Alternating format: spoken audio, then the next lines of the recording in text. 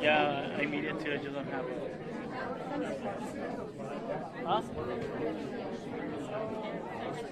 No.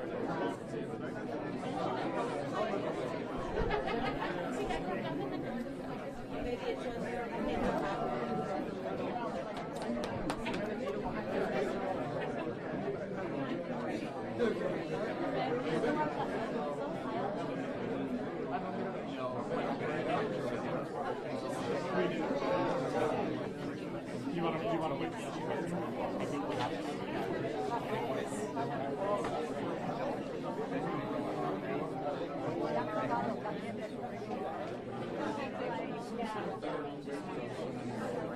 Thank you so much.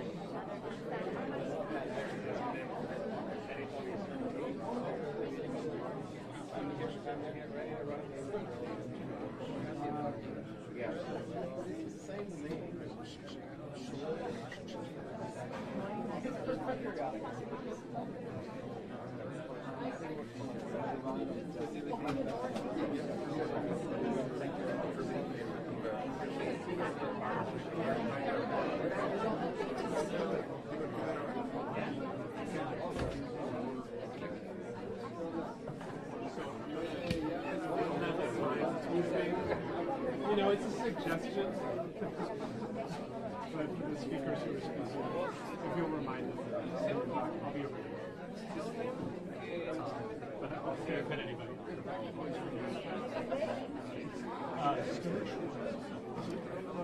Stuart, you might come. Thank you very much. I really appreciate your being here. My God, thank you for all you're doing. We're shocked about what's going on. I think your paper just dropped. And we're here to support you. Patrick behind you.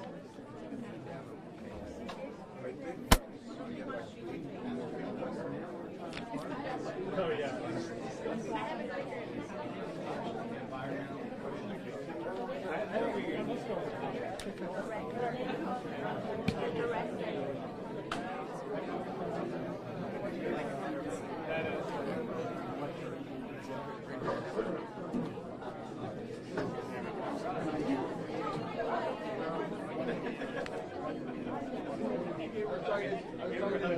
The legal mind.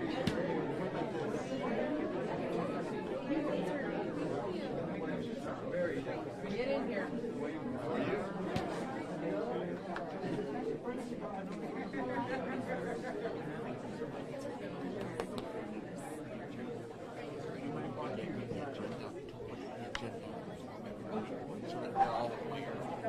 I don't. Oh, let me ask.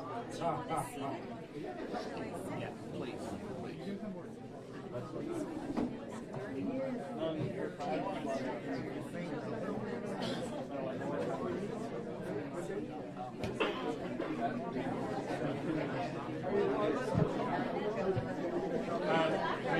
Maybe an hour. I think you're gonna have to call in.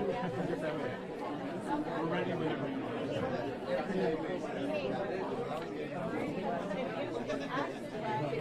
Go ahead and take seats.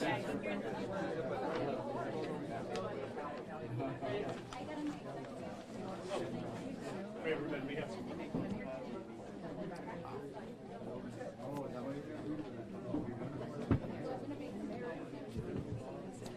We're going to go ahead and get started. And I would ask the spokespersons to please come and sit at the table.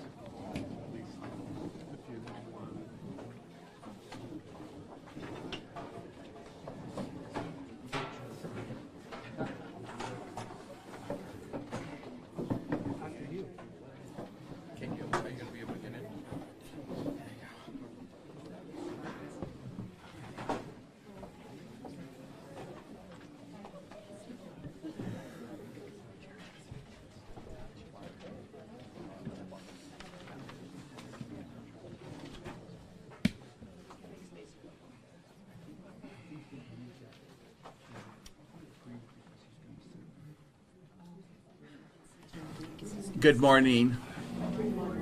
I want to thank everyone who is here for joining us this morning. And I want to thank the members of the media. I was reflecting, as I was coming here this morning, I was reflecting how many times members of the media have been invited to this room, and how many times you have helped communicate what was going on in regards to the refugees that arrive in our houses of hospitality. I am grateful for the focus and your presence here this morning. I am also very grateful for the people that are here that are going to be speaking briefly this morning as part of the press conference, and I would like to quickly introduce them to you. Have Congresswoman Veronica Escobar, the Bishop of the Diocese of El Paso, Bishop Seitz, the Mayor of the City of El Paso, Mayor Oscar Leeser, Jerry Wesovich, the lead counsel, the legal team that is representing Annunciation House, County Judge Ricardo Samaniego, who is here, State Representative Joe Moody, and representing, Rabbi Solomon Stuart Schwartz. Very grateful that they were able to take from their busy schedules to be here with us this morning. Why are we here? What brings us together this morning? This isn't about a discussion of country conditions that push people to flee their country. This is not about a discussion about what immigration policy should be, although I can assure you that everybody at this table has many thoughts about what immigration policy should be and how it should be changed, etc. This is not about electioneering. This is not about one candidate or another. What this is about is human beings who have arrived, who are now in front of us, that are in our community, and the question arises, how do we respond to these human beings? For so many years, and part of the shock of this moment is that for over 46 years, we have been welcoming the refugee across many political administrations and moments and officers, and the people have continued to knock on our door, and we have been opening that door and providing hospitality. The numbers are now in the hundreds of thousands over that 46-year period. We have been so fortunate to be able to elicit faith communities in El Paso and New Mexico, faith communities outside of El Paso, who also stepped forward and said, this is what we are called to do, is to welcome the refugee. And we're talking about very basic. It's to give them places to sleep, food to eat, places to shower and clean up, assist them in making contact with their families, their friends who can receive them. We have been welcoming, after 2014, the tens of thousands of refugees that Border Patrol, ICE, the immigration structure, the Department of Homeland Security, processed and had to release, and had no place to release them to, and asked us if we would receive them. And the Coalition of Faith Communities, we have been doing this at a time when many of you covered the hundreds and even thousands of families that found themselves on the street surrounding Sacred Heart when the temperatures got very cold. This is about what this moment is, and that there are individuals who have decided that that should be illegal. I personally am taken aback by the use of words like smuggling to call our houses of hospitality stash houses.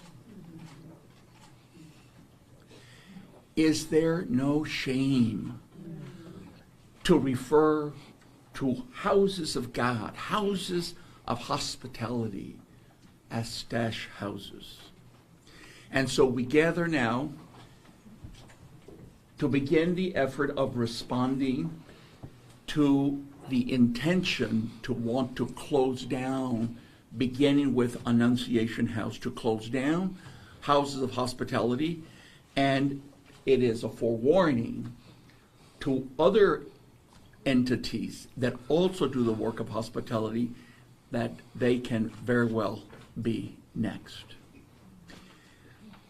With that, I'm going to introduce, and they are going to speak, the different members here at the table, beginning with the lead counsel, for whom I am deeply, deeply grateful, to Jerry and the team of attorneys that are now helping to navigate this. As other people on the table speak, I'm going to be stepping back so that they can come and sit. Members of the media asked to have speakers be able to speak where the microphones are. So for you to know I that. should be able to. Okay. Go ahead. All right. Jerry. Good morning. On February the 7th, Texas Attorney General Ken Paxton sent 3 lawyers to bang on the door of Annunciation House. And when the volunteer answered, they handed her this 7-page demand for documents. She got in touch with me, and I promptly emailed the Texas Attorney General's office and said that Annunciation House will respond in 30 days. I immediately got an email back saying, no, you have 1 day to respond. And if you don't respond, we will close down Annunciation House. This left Annunciation House with no option but to sue Attorney General Paxton to challenge his abuse of power. Attorney General Paxton claims that he can walk into any business at any time and demand any documents that he wants, including customer records, medical records, legal records. He claims that if the business does not cooperate to his satisfaction, that he can permanently shut down that business in Texas. Attorney General Paxton thinks that he can do this all by himself without any judicial involvement at all. The United States Court of Appeals for the Fifth Circuit is just under the Supreme Court of the United States. And it has responsibility for saying what the federal Constitution requires in Texas. Here is one sentence from a Fifth Circuit ruling on similar conduct. Quote, "We have said that those subpoenas which do not allow for court review and demand immediate compliance are unconstitutional." Unquote. Attorney General Paxton's office received this ruling and ignores it. Attorney General Paxton compounds his abuse of power by focusing it on a religious organization that is putting the Catholic faith into practice. It's all in the Bible. Attorney General Paxton may want to dust off his Bible and read through it sometime.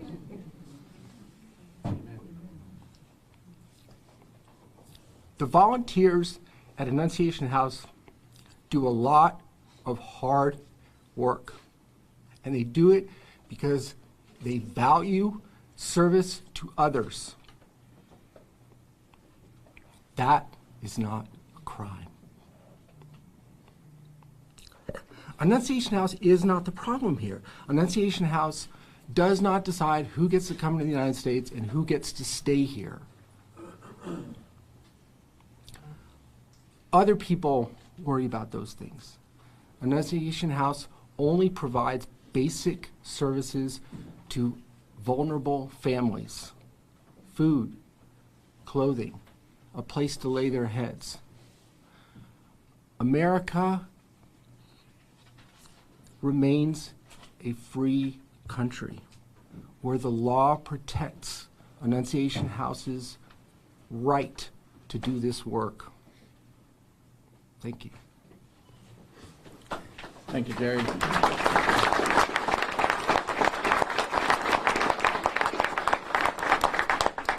I'd like to introduce Bishop Mark Seitz. Bishop, if you would want to slide over just because.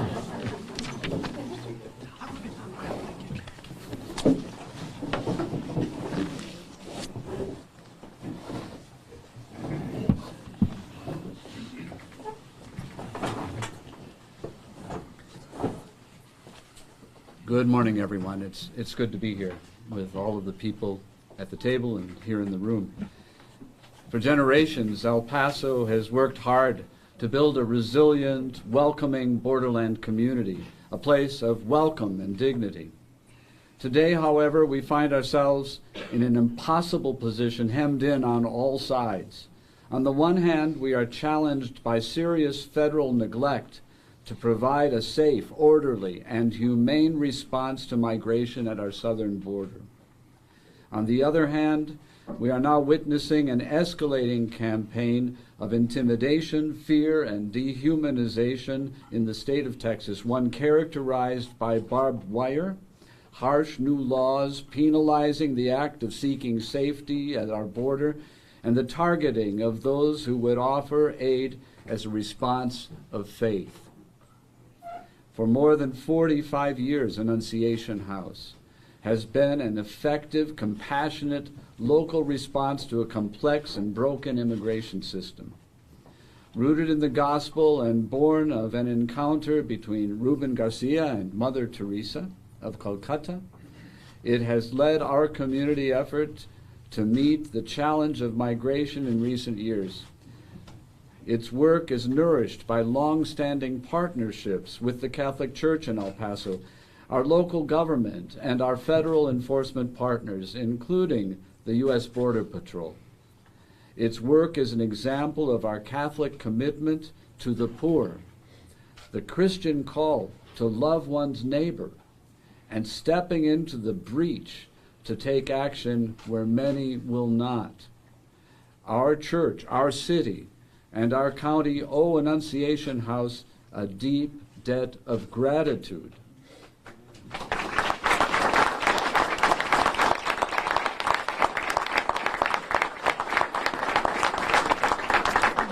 This is not about politics.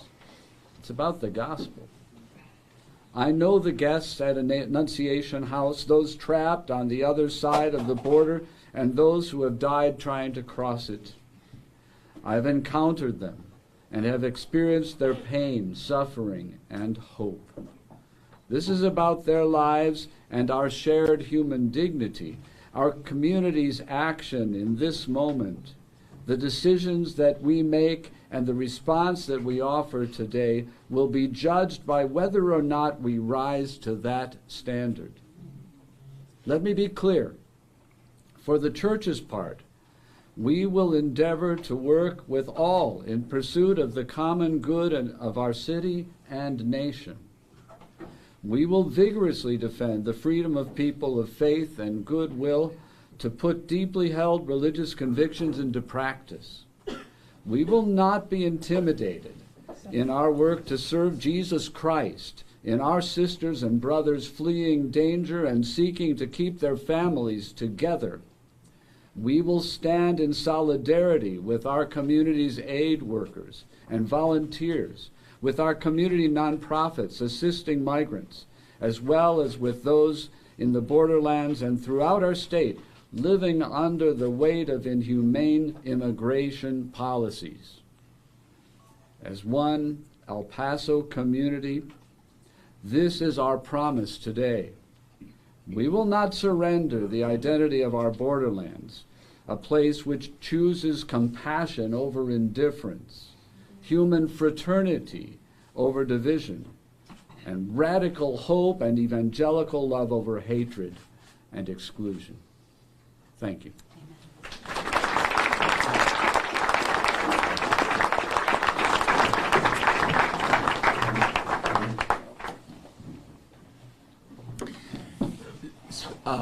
Rabbi Seidemann was not able to be with us, but he sent Mr. Stewart to read a statement, and so he will be next.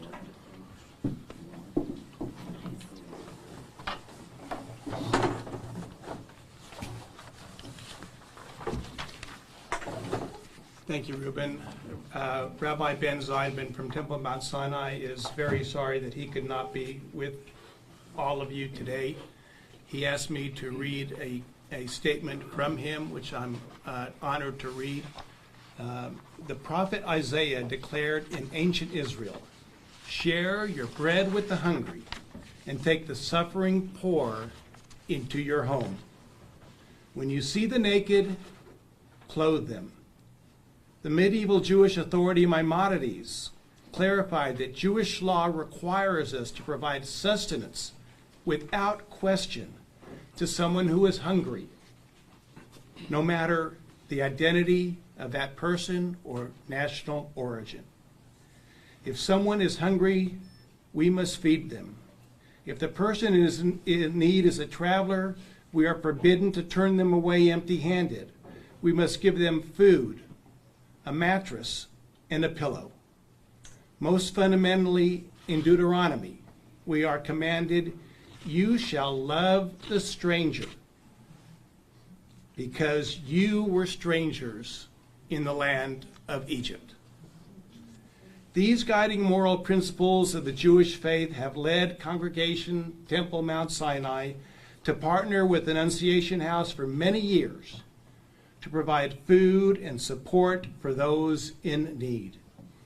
Many Temple members have personally engaged in the work at Annunciation House as well, seeing the organization as a powerful way to fulfill our Jewish responsibility to care for the well-being of all people and to support the vital communal organizations who do that work.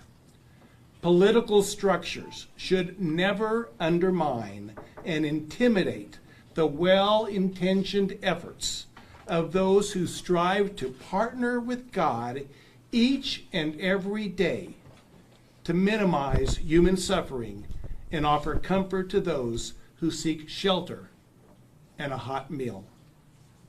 Again and again, we have learned that the life-affirming needs of many in our community are too great to manage without the support of organizations such as Annunciation House, which remind and empower us to fulfill our religious obligations.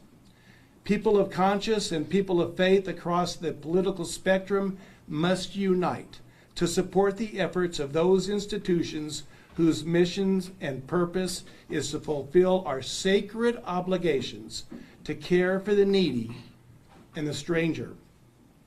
In honor of the fundamental teachings of Judaism, I stand here today, together with all of you, to say unashamedly that I condemn any effort to deny food, clothing, and shelter to anyone in need in our community, even the stranger.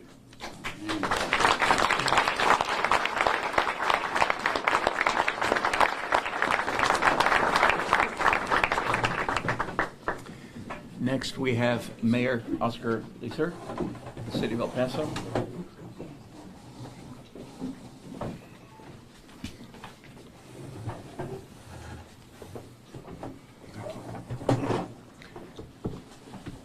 thank you all for being here. And I think it's really important, as we've heard the bishop, we've heard the letter from the rabbi, we heard Mr. Garcia, and then we walked in here and we noticed it's a nonpartisan room. And that's what we got to think about. This is something that we do as citizens of our country. And we live in a border. And in this border, we got to realize one thing, that we have a responsibility. As leaders of this community, we have that responsibility to provide a service and provide shelter and make sure that people are treated the way we all want to be treated. So, you know, if you go back a year ago in December when we were having about 3,000 asylum seekers coming through, we couldn't have made it without the Annunciation House. We couldn't have made it without the help of the NGOs. It was an impossibility. But we all teamed up together, the city, the county, the federal government, and we made it. And we gave people dignity, and we helped them to go to their next step. We need to realize one thing, that less than 1% of the people that come into El Paso are here to stay here. They're here to go into the United States. And it's something that we help, and we make sure that they're safe. Now, we prepare every day for the unknown. So you say, what is the unknown? We don't know if we're going to have family members. We don't know if we're going to have 500 or 2,000 or 3,000. We don't know if we're going to have single males. And this is where people like Ruben come in handy, where the families are protected, the families are safe, and we put them into the NGOs, into places like this. It's a critical service for our community, and it's a critical service for the asylum seekers that are coming in here. You know, when you see somebody in need, this city of El Paso doesn't turn its back. The city of El Paso stepped forward, and we stepped forward to hundreds of thousands, really, that we've seen in the very current future, and we'll continue to do that. And again, this is a nonpartisan issue. This is a nonpartisan house. And as the rabbi said, we will feed, we will clothe, and we'll continue to provide shelter for all. And it's really important to know that the city of El Paso was committed and stayed committed. And whether Ruben calls us and asks for help, or we call him and ask for help, it's a teamwork that this community has been able to do. So, again, I want to thank you, really, for the service you've provided the hundreds of thousands of people. And you will continue to provide that. This won't slow us down, because we can't. We continue to have people coming into our country. We continue to have people that need a shelter, need a warm meal, need clothing, and this city will not turn its back on anybody. And I think you've seen it over the last year, 2 years, 3 years, 4 years.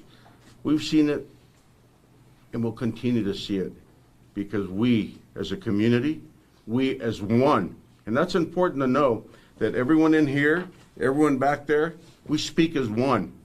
We'll never turn their backs on anyone in need. Thank you. May God bless everyone.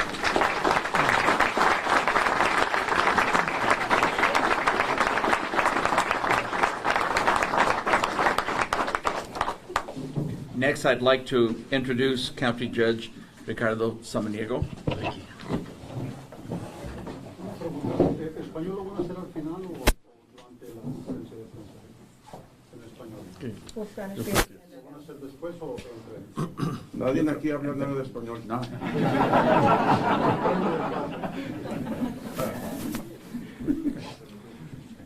This really is about solidarity. This is bringing the community together. I cannot speak on behalf of our commissioners, but we have two commissioners here, Commissioner Stout and Commissioner Holguin. But if you see the actions from the county, you'll see how we defend humanitarianism, being there for our NGOs, and which is, unfortunate. I wish that they too could be behind us, because the NGOs have done such an amazing job in the collaboration. But this is a very important opportunity for us. To me, this is the line in the sand. What you're seeing now is a preview of SB4, of what might happen. And we have to make sure that they recognize that this is a very different community. Paxton tried to involve himself in the pandemic. We were not intimidated. Lives were ended because of that interference, but we pushed back and we were able to accomplish and become the first community to be immunized and you know, that herd immunity that was so important to all of us. We were the first in Texas and second in the United States.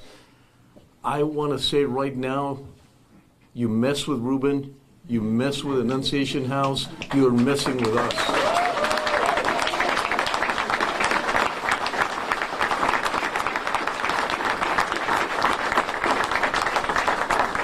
This is a great opportunity not only for this, but to remind the individuals that come in and think that they can persuade and that we can go. This is, maybe we're not here politically, but this is a politically move that shames us as a state, that shames us that someone would do something like this on behalf of their political views. And we cannot allow that. And I don't think there's one single community in the country that can show what we can show. And remember, we're not only doing this for us, but we're doing this for other communities, because we're going to set the bar and get other communities to feel that strength and courage to be able to, for themselves, to do the same for their areas as we're doing for ours. We are a role model, and we will continue to be a role model. So I thank all of you here. You know, like I wish the cameras were also facing the individuals and the individuals outside, because this is solidarity at its best, and we're going to show that this is the line in the sand. Thank you very much.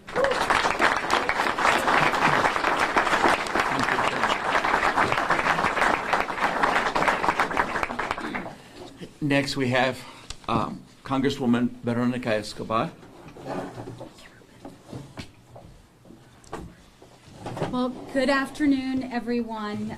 Ruben, it is such a privilege to be here standing next to you and with you.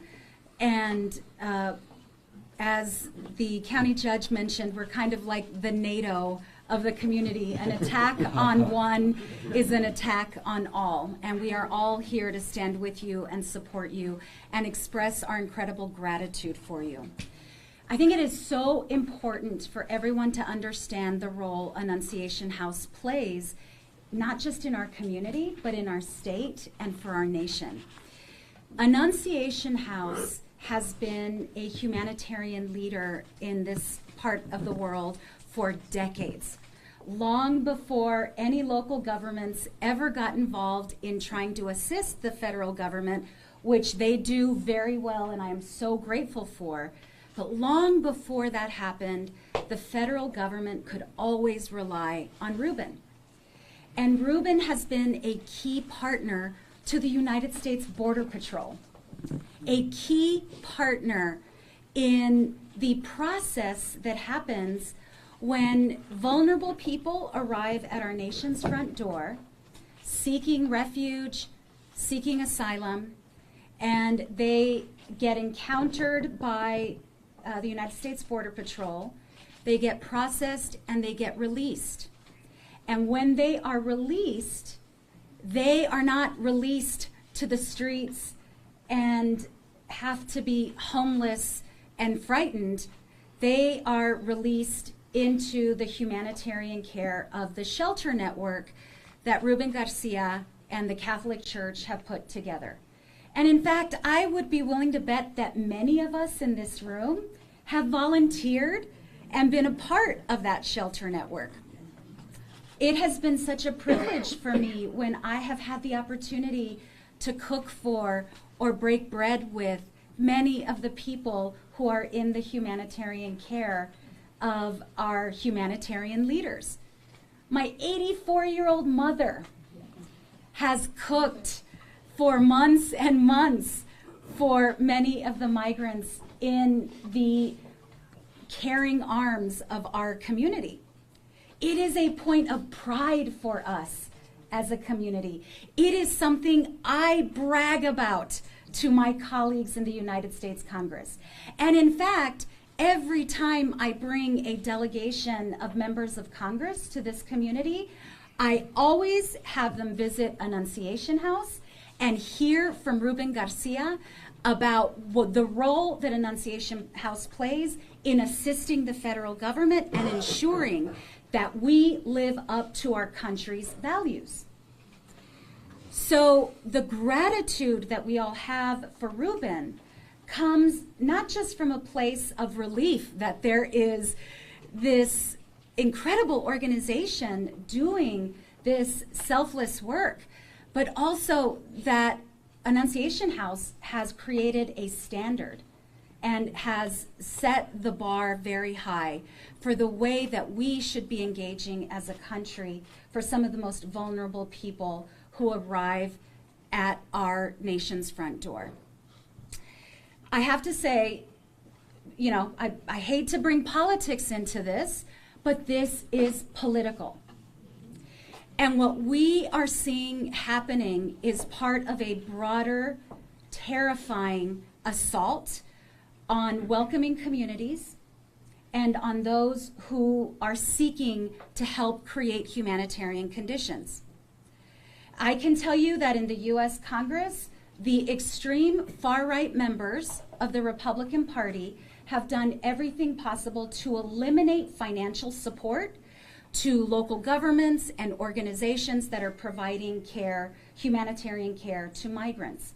I have heard on the House Judiciary Committee, Republican colleagues denounce and attack Catholic Charities and the Catholic Church for the way that it seeks to help support immigrants and migrants and asylum seekers. This is absolutely terrifying and should send a chill down the back of every person in our country. It is contrary to who we are as a nation of immigrants. It is contrary to what those of us who are people of faith have been taught all of our lives. This is a wake-up call for the country that this far-right extremism knows no bounds. And I assure you that what has happened to Annunciation House will be a pattern that will be executed on every nonprofit, every local government, every organization that offers care to anyone who might be undocumented or someone who is an immigrant and an asylum seeker in this country. So every organization, not just in El Paso, not just in the state of Texas, but in the United States of America, needs to hear the alarm that we are sounding here in this room on this hallowed ground today.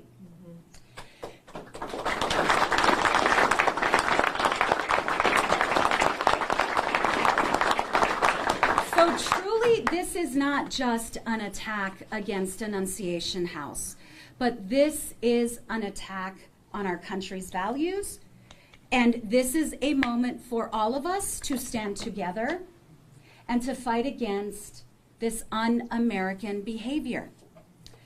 I recently met with the Attorney General of the United States of America because I wanted to sound the alarm to him about the engagement by Governor Greg Abbott and the Texas Department of Public Safety in our community, where we have had residents who've been subjected to the dangers and perils that come with high-speed chases in densely populated urban areas, in neighborhoods, in fact.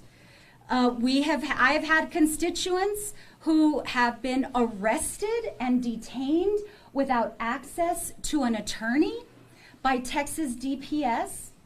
And I was able to secure support from my Democratic colleagues in the state of Texas to ask the Attorney General, Merrick Garland, to investigate Operation Lone Star and the way it has engaged and violated the civil rights of members of our community.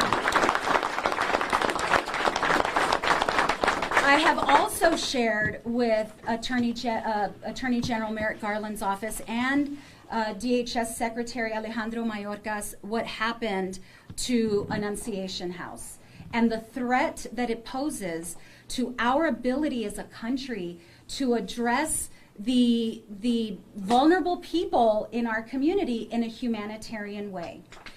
But I will tell you, this is exactly what the extremists in the Republican Party want. They want chaos. They want to see a deterioration of humanitarian care because it suits their political purposes. So, Ruben, you have my incredible gratitude. We have your back. We stand with you, and we will not relent. Thank you.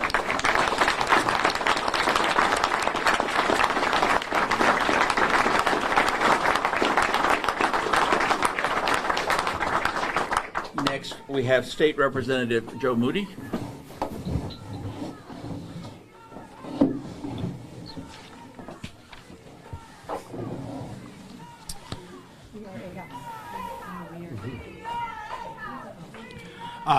I want to start by saying that on behalf of my other colleagues from the Texas House who are all here, all of us are here, Representative Ortega, Representative Gonzalez, Representative Ordaz, Representative Morales from the Texas House are all here. I want to start by giving Annunciation House my deepest gratitude and our deepest sympathies. You do incredible work, and we've never been so angry and appalled as when we learned about this attack on you. One thing I wasn't, though, was surprised. I know far more than most of what kind of man Ken Paxton is. And believe me when I say we don't have enough time in the day to cover all of his sins. But this isn't about him. It's about us, who we are, how we respond. And I'm here to tell everyone that no matter what Paxton or anyone else does, we won't compromise our values. Not today, not tomorrow, not ever. That's what he's after. Immigration is a complex challenge, one where we do need new solutions. But Paxton's seems to be to make our community worse, to make ourselves worse, until other people are simply terrified and don't want to be here. Annunciation House feeds and clothes and helps the poorest, most desperate people among us. That sends a message that we believe in human dignity, no matter where you're from. That this is a place where everyone deserves safety. That in El Paso there are open hearts filled with kindness and humility. That message is a direct threat to the calculated cruelty people like Paxton have embraced. And it's what we are called to do. For all the verses about migrants and neighbors, it's as simple as the clear command Jesus gave at the Last Supper. Just as I have loved you, you also should love one another. By this, everyone will know you are my disciples. We have to stand together in that very love to meet the astonishing horror that is this incredibly dangerous overreach. It's hard to believe that this is happening in Texas today, but our resistance to it is what will build a kinder, more just Texas for everyone in our future. We're called. We must answer. And together, we will. Thank you.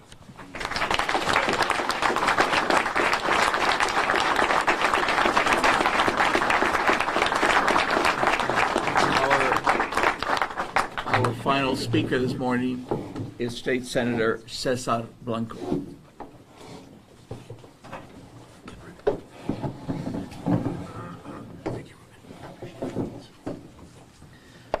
Good morning. First of all, I want to condemn what Ken Paxton has done, the actions that he's taking against Annunciation House. We all know that we're here today because politicians in Washington, not our Congresswoman has the Dignity Act, which would solve this issue. Thank you for your leadership on that. But most of the politicians in Washington do not want to work together. They refuse to work together. And our politicians in the state of Texas are too focused on politics. This is about elections.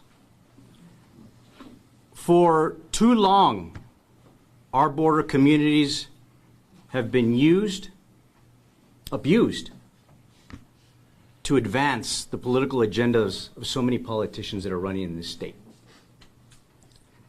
And things are just so broken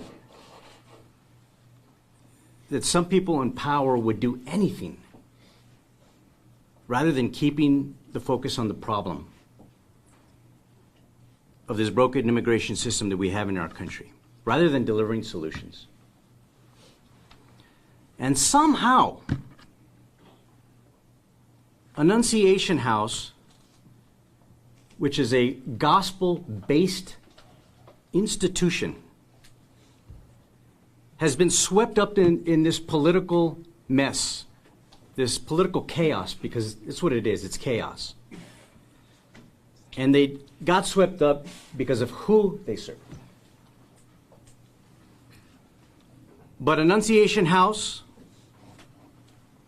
also embodies everything that this community believes in. It embodies what our country used to stand for.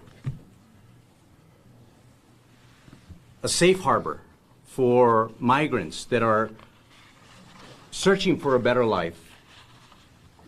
For decades, Annunciation House has been on the front lines, responding to this humanitarian crisis. Their mission, which is inspired by the ministries of Jesus Christ, has helped shelter countless women,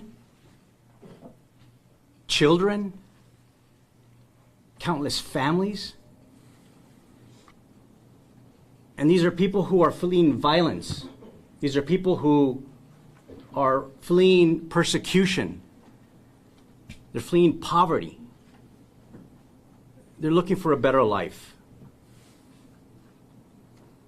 And many, if not most, of these folks, they've been victimized. Victimized in their countries or victimized along the journey that they've taken. You know, over 2,000 miles away from El Paso, the Statue of Liberty stands tall on Ellis Island. And it symbolizes it symbolizes the embrace of America. Welcoming migrants from different parts of the world, holding that torch of hope, the promise of America. Well, today El Paso is the modern Ellis Island. Today, where migrants once used to look at the Statue of Liberty, at that torch, at that symbol of freedom, of the American dream, they now turn their gaze to the star on our mountain in El Paso. You know, Matthew 25 teaches us, and I was having this conversation with Representative Ordaz earlier. It tells us, "For I was hungry, and you gave me something to eat. I was thirsty, and you gave me something to drink. I was a stranger, and you invited me in." Refugees are vulnerable. But refugees are people that are made in the image of God. And our Creator calls us to help them, to love them, to welcome them in His name. Just as Annunciation House does every single day. So, our Creator implores us to love our neighbors and love ourselves, because that's who we are. As a congresswoman said, we are all immigrants in this country in some form or fashion, whether it's our parents, our grandparents, our great-grandparents for some of us. All of us have an ancestor who made that trip to this country. They've woven their stories into the fabric of what our community is. And it's strengthened our country. So harassing religious-based charities won't put an end to this crisis. We need real solutions. We need solutions from our leaders in Washington, D.C., and we need solutions from our leaders in Texas. Real solutions that are focusing on actual issues at hand. That's our broken immigration system. That's the dangerous criminals. That's the cartels who exploit these innocent migrants. It wasn't even 2 years ago that we witnessed that tragedy of those that were smuggled in that tractor trailer, where all those families died in the heat. These are the types of people that law enforcement and state officials should be focusing on. Not entities like Annunciation House that provide love, care, and shelter. So the state delegation is committed, the El Paso state delegation is committed to figure out solutions. We're here to support Annunciation House and to support all of those leaders who are finding real solutions. We are with you. The message to the migrants, we are with you. You are not alone. We will continue to support you. Thank you.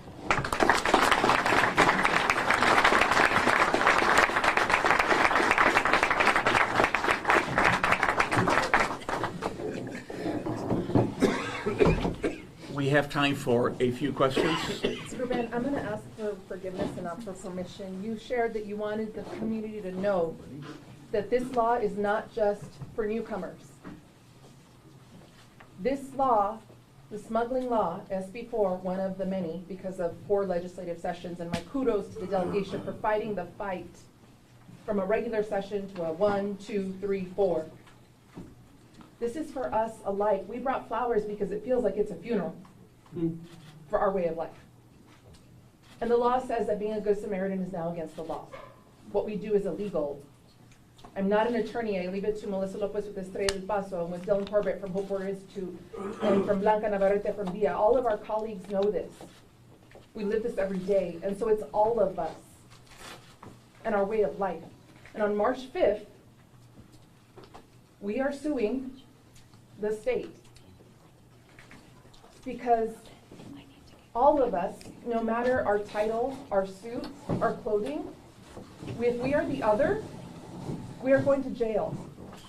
We could be deported. So I just want to express the urgency of the moment. This is not just migrants, refugees, people who got here yesterday. This is a documented person driving their sick mom who's undocumented to La Fe. I just want you to understand that. Thank you, Marisa. Yes. Yeah, question. Ruben, I want to ask you to paint a picture of what, Ruben, I'd like you to paint a picture of what El Paso would look like if Attorney General Paxton succeeds in this effort. What happens to the people to whom you provide hospitality?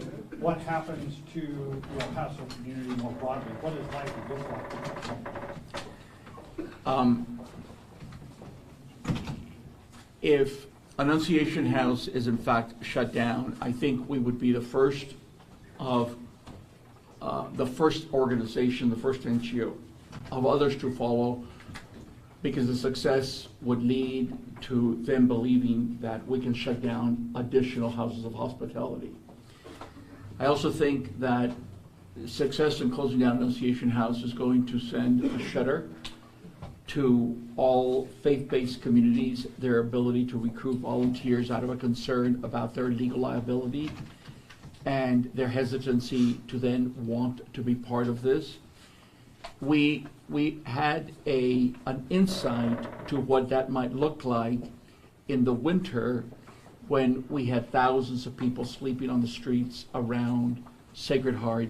I think you're going to see that in very significant numbers. I also think that as Marisa pointed out, and it's important that we not lose sight, this law targets any undocumented person who is living in the state of Texas, whether they've been here for 10 minutes or they've been here for 10 years, who have jobs, who are sending their kids to school. This law targets them, and it targets everyone they interact with, who then could be vulnerable to being arrested and then charged for aiding, abetting, etc. I think that's what we would be looking at. Okay. Ruben, I'd like to add to that a little bit, because I think it's important what Ruben and the Annunciation House do. They help the community, they help the city. So the city of El Paso and the county, we understand that we have responsibilities to asylum seekers, and they help us provide shelter, they help us provide meals, they help us provide clothing. Without that, we wouldn't have the success we have today. El Paso is probably one of the only, if not the only, city in the country that doesn't have people right now sleeping on the streets, that they don't have people being exploited, families being taken advantage of. Why? Because we have teamwork. We have someone like the Annunciation House and others that provide a service for us. We work together as a team, and we all understand our lane, and we stay within our lane. And Ruben is so essential to. I mean, I know that Chief D'Agostino and the Office of Emergency Management work with Ruben on a daily basis, and not probably hourly basis, right, Ruben? Correct. And without that, we wouldn't be able to do what we're doing today. And look around. Go look around. If there's someone sleeping on the street today, it's because they want to be there, because they're going to look for day work tomorrow. But they're not out there because us, as a whole, is providing something that no one else is being able to do. And I get phone calls from all over the country. I get phone calls from many governors. I've gotten phone calls from Washington. What are you all doing? How are you doing it? Perfect example, working together with someone like Ruby. So what would you see? You would see a lot, just like you said, what we saw in December, till we all figured out what we needed to do and how to do it, and then we did a really, really good job as one. Yes. What the AG, and perhaps this might be a question for Jerry, or if you'd like to take a crack at it, but what the AG supporters would say would be, why not just turn over those documents at that first initial contact and then fight it out in court rather than deny and then file the lawsuit? Just the reaction to that perspective. Jerry? We haven't Maybe Jerry, we have to have you there. I'm sorry. We haven't refused to provide any documents to the Attorney General. All we said is that a court needs to decide when we provide documents and what documents we're required to provide under the law. It's a very sensitive matter for us to provide somebody's medical records to a government agency. We don't control what happens to those documents after they leave us. So we want to make sure that the law is followed in any disclosure of documents that we make to the Attorney General. This should be an orderly process. What has turned into this, a room full of people, could have been handled in a few emails between reasonable people. Instead, it appears that the Attorney General Paxton wants to use this request for documents simply as a pretext to close Annunciation House. And he did not realize what he was getting himself into. So we feel that the law is pretty strong on our side. And we expect that courts will jealously guard their own prerogative to decide what the Constitution requires under these circumstances. Thank you. Yes, Ruben, Congresswoman talked about this trend about going after NGOs. I wanted to get your take on that. Are you concerned about this trend of conservative groups attacking NGOs, specifically Catholic NGOs? We are very, very concerned. I am concerned about selectively coming after Annunciation House. I am particularly concerned about the language that is used and the implications of that it could in any way, shape, or form encourage people to do terrible things to organizations, to people who are trying to provide basic human services to individuals. I'm very concerned about that, yes. Okay. Rubén, si puedes darnos a conocer tu postura en español y también qué planea hacer Casa de Anunciación al respecto. Le agradezco su pregunta. La postura de la Casa de Anunciación es que, gracias a Dios, tenemos un equipo de licenciados que nos están representando y estamos siguiendo la guía de ellos. Como se acaba de explicar, el pedido de parte del Procurador General del Estado de Texas no es algo que hemos rehusado, sino lo que hemos dicho es: no vamos a entregar documentos así nomás, sino queremos ir con un juez que aclare bajo la Constitución qué estamos requeridos en tener que entregar. Así es que estamos en ese proceso. Es muy preocupante que al llegar a la puerta de enfrente de la Casa de Anunciación, de un momento sin avisar, 3 abogados del Procurador General, y de ese momento decir: queremos entrar, queremos revisar todo documento, queremos hacer copias de todos, queremos acceso a las computadoras y hacer copias de toda la información así nomás. Y eso no se puede permitir sin tener la oportunidad de ir con un juez y decir que estamos obligados, porque hay información que tiene que ser protegida, información de individuos, que muchas entidades en el estado de Texas, los Estados Unidos, muy bien conocen su responsabilidad en proteger esa información. Lo que va a hacer la Casa de Anunciación es: vamos a insistir que el Procurador General, vamos a insistir que el Procurador se comparte dentro de la ley según la Constitución requiere, y ni más ni menos de eso. Okay. ¿Cuál es su reacción con respecto a las acciones del Procurador y exactamente las acusaciones en contra de ustedes? Como acabo de decir, me sorprende profundamente el lenguaje que el Procurador está usando, las palabras que está usando para querer caracterizar lo que es la Casa de Anunciación. Es muy, muy, muy preocupante. Y francamente, yo le tengo que decir a ustedes, yo no entiendo por qué es necesario usar ese tipo de lenguaje. Para mí es increíble que el Procurador ha tomado esta ley y ha empezado de esta manera.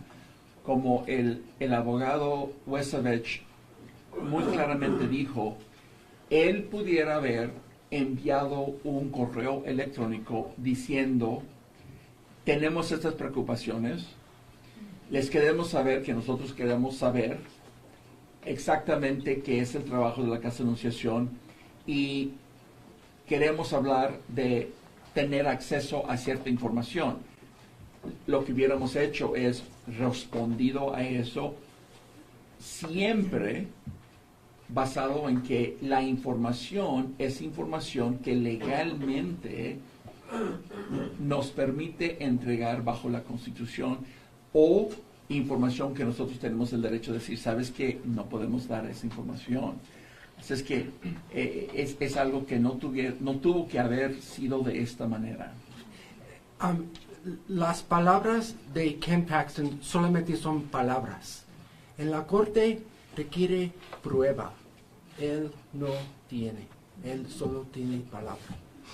Doctor García, ¿cómo califica precisamente esta actitud del Estado y qué representa para usted que pues, toda la comunidad se haya unido para apoyar. Mire, para mí es muy preocupante.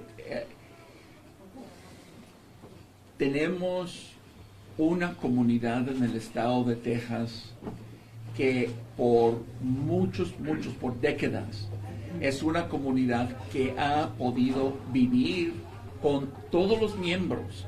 Sabemos que Texas es un estado que tiene una relación muy profunda, muy fuerte con México, a través del comercio, a través de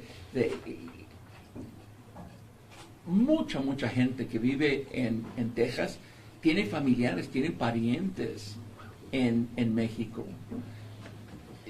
Eso es lo que ha evolucionado en nuestro estado. Es tan preocupante que estas leyes poco por poco van creando una división. Toman un grupo y lo convierte contra otro grupo. Ya ves, que en el caso personal mío, mi abuelitos de parte de mi mamá, ellos vivieron en México. Ellos se cruzaron el río y después de que estaban aquí, ellos legalizaron, eventualmente se hicieron ciudadanos.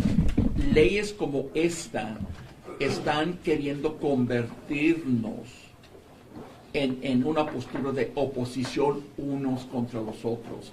Y creo que todos debemos estar muy conscientes que nos quieren llevar a eso y tenemos que resistir. Yo estoy muy agradecido por toda la gente que está aquí este día, que con una voz está diciendo lo mismo. No vamos a permitir, no queremos permitir ese tipo de división entre nosotros mismos. Le quiero decir una cosa que es muy importante. Pues, comienza ahorita aquí y dónde va que siga. Y sigue otra comunidad, sigue otra parte en los Estados Unidos y comunidades como El Paso necesitamos la ayuda, porque sin ellos no podemos hacer lo que estamos haciendo, es ayudar a los asylum seekers que están viniendo aquí. Pero comenzando con Rubén, ¿quién sigue? Y de eso, ¿quién más sigue más? Y es una cosa que es muy importante porque lo que estamos haciendo, estamos ayudando a personas que nos vienen aquí para hacer la vida de ellos mejor, como hicimos todo. Más un comentario, el que va a tener el mayor beneficio van a ser los carteles. Algo que hemos aprendido nosotros es que cuando para el proceso o la gente, los migrantes se encuentran en la calle, es cuando están más vulnerables. Y lo que hace Rubén y Annunciation House, no se pueden imaginar el número de vidas que se han salvado o gente que no han tenido que estar tan vulnerables. Lo que está haciendo directamente es un gran beneficio para el reto de los carteles. Lo sabemos claramente que cuando han estado es cuando entran los carteles.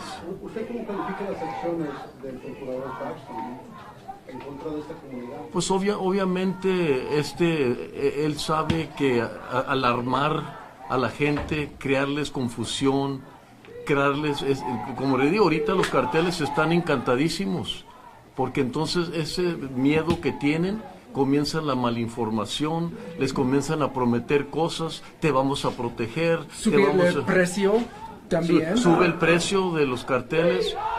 Eso es lo vulnerable. Puedes deshacer las gran cosas que ha hecho Rubén y Annunciation House.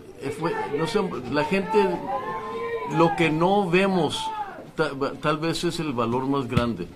Y lo que no ha visto la comunidad es, como les digo, el número de familias que no tuvieron que pasar por más dificultad, las vidas que han salvado. Yo me imagino que hay tantas vidas que se salvaron porque estaba Annunciation House y Rubén al frente.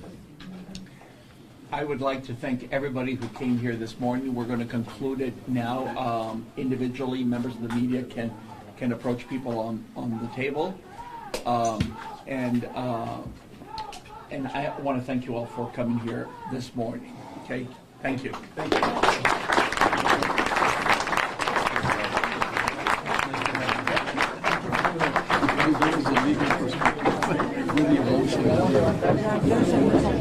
you.